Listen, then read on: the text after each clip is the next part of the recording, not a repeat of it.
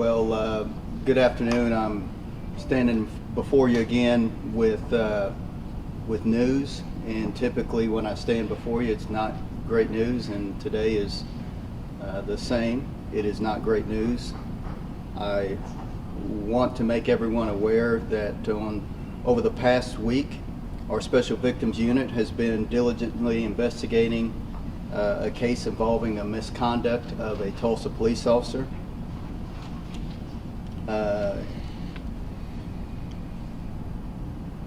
This officer yesterday resigned from the police department, and it's something where when we pin this badge on and we wear this badge and take an oath to the office, we have expectations that are far above what any citizen would typically have, and we know what citizens expect of us. This morning at around 11:30, former Tulsa police officer D'Angelo Reyes was arrested for first-degree rape. I want to give some details about what took place and how we came to this to where we are today. So I want to first start out by saying on April the 17th at approximately 3:44 p.m. Reyes met with the victim near 51st and Yale, and he made inappropriate comments to the victim as he met with her on a consensual encounter. During that time, he obtained her telephone number, and later that same evening, he used his department-issued computer to access information on the victim. Later that evening, while still on duty, Officer Reyes called the victim and met the victim at a hotel. Not just any hotel, it was her hotel. He then went into her room with her.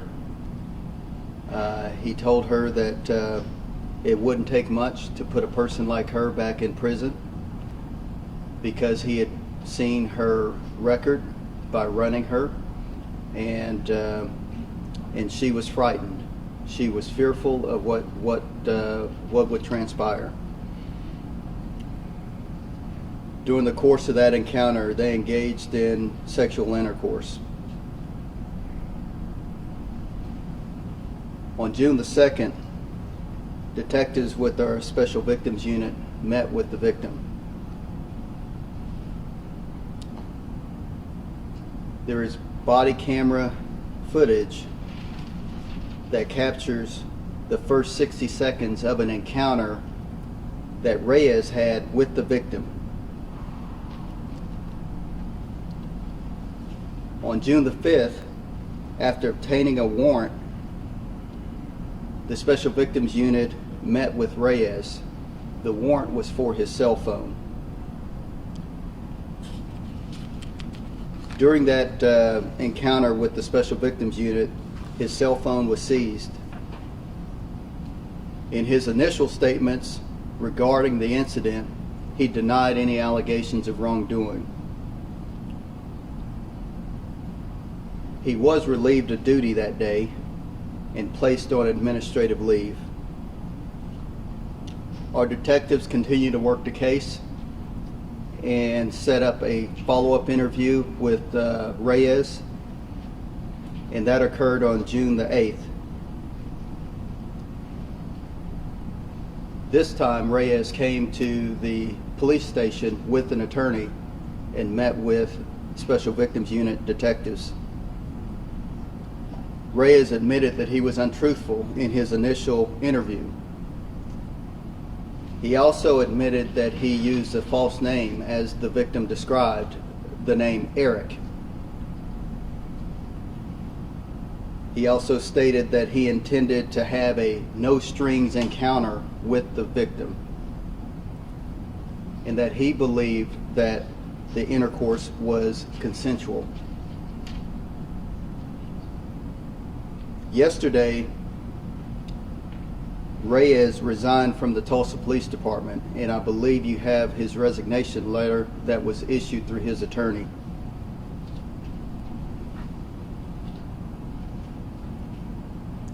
This morning, the Special Victims Unit submitted an affidavit to the Tulsa County District Attorney's Office,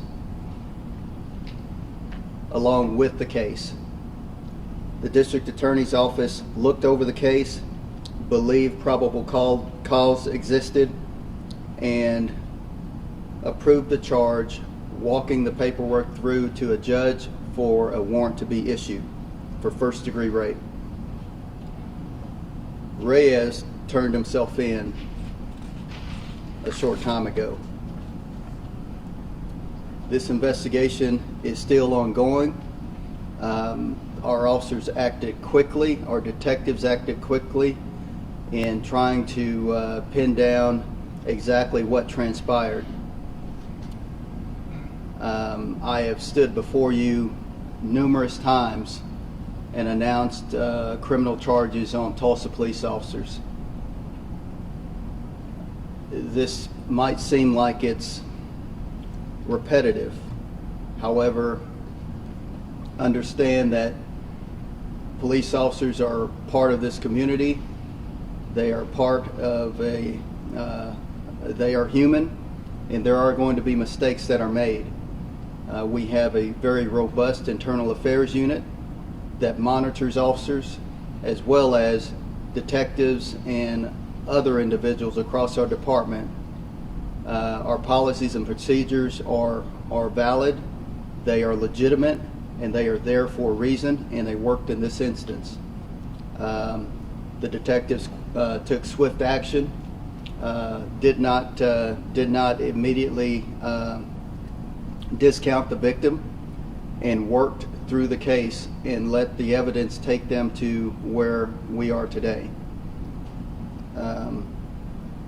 Again, I don't condone this behavior, and I'd like to say that this will be the last time that I stand before you and tell you that an officer has been criminally charged, but it's not going to be, because again, officers are humans and they are going to do things and make mistakes. They are not going, some are not going to follow our policies and procedures or act as decent humans as we all expect them to. But again, that's why I stand here as a leader of this department, and I have a bunch of other men and women that stand behind me that want to ensure the integrity of this department remains solid. And this speaks to that. This speaks to that because it's an investigation that we came forward with and we brought to the district attorney's office, and it's a case that we did not discount but worked to the full extent.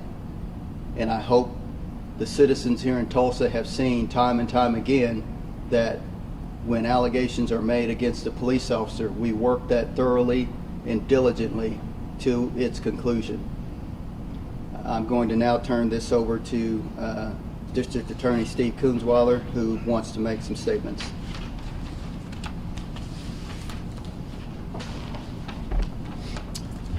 Thank you, Chief Franklin. I want to extend my appreciation to the Chief. The transparency of this department has really been remarkable over the course of my career. The leadership of Chief Franklin has demonstrated a real willingness to make sure that the rule of law is upheld, and his efforts to have his department thoroughly investigate matters is appreciated by my office. Cases like this come to our attention really because of the hard work of detectives like we have in our local law enforcement, and in this particular case, the Tulsa Police Department. And it's those detectives who understand the rule of law, and that even applies and means when they're investigating their own. So obviously we appreciate the hard work of the detectives in this case, who had to obviously investigate one of their own. You've heard me say this many times before, and I will repeat it. Certainly in Oklahoma, the citizens of this state all of us are entitled to the presumption of innocence, and because of that, Mr. Reyes enjoys that same presumption of innocence until and unless a judge or a jury determines otherwise. I do want to note that many crimes are crimes of opportunity, and the alleged facts in this case suggest just that. Many people become victims due to their unfortunate circumstances, and they are preyed upon because of those unfortunate circumstances. Those victims are afraid that no one will believe them and their story, and it takes courage for those people, whoever they are, to come forward and ask that justice be pursued on their behalf. Our office, the District Attorney's Office, has a victims witness unit to include advocates who are trained to assist any victim, regardless of their circumstances, through the criminal justice process. And we will stand ready, willing, and able with any victim who comes before the courts, and we will help guide them through this criminal justice process. So I will reiterate one more time, I think it speaks volumes of the Tulsa Police Department, its leadership, that they will continue to be as transparent as they are in bringing these matters to our attention. This was brought to our attention earlier this week, and they apprised us as things moved along where things were at, and ultimately, obviously, we've made a decision to file criminal charges, and certainly we'll let the evidence speak for itself in a court of law. Thank you.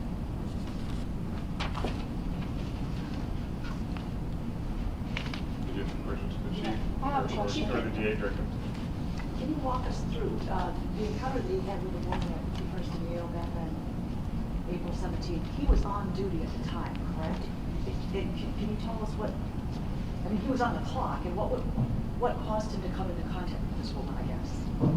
Yes, is anyone live? So, We're all live. okay. So the question was, what caused this woman to come into contact with the officer, and was the officer on duty at the time? Yes, the officer was on duty in patrol, working in a marked patrol unit in a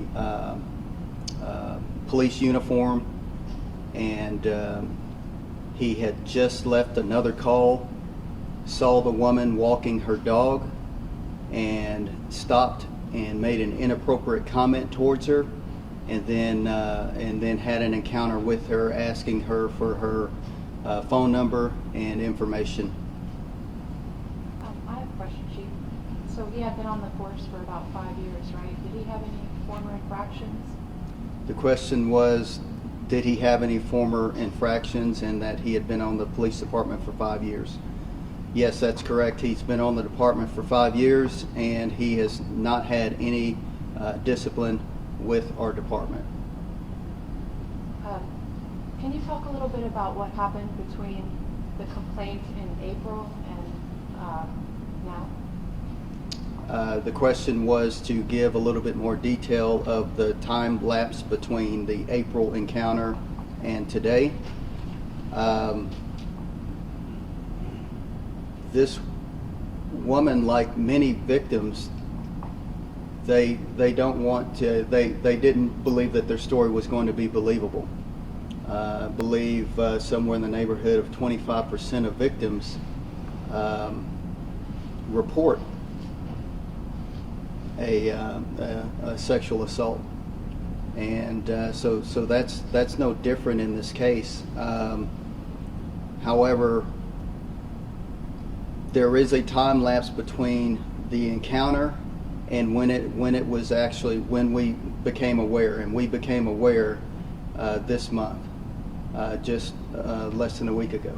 Did she come forward? Or how did you become aware of it? We are still actively investigating this, and so I do not want to reveal all of the details on how we came about this particular incident, but the victim did come forward, and the victim is very cooperative with this.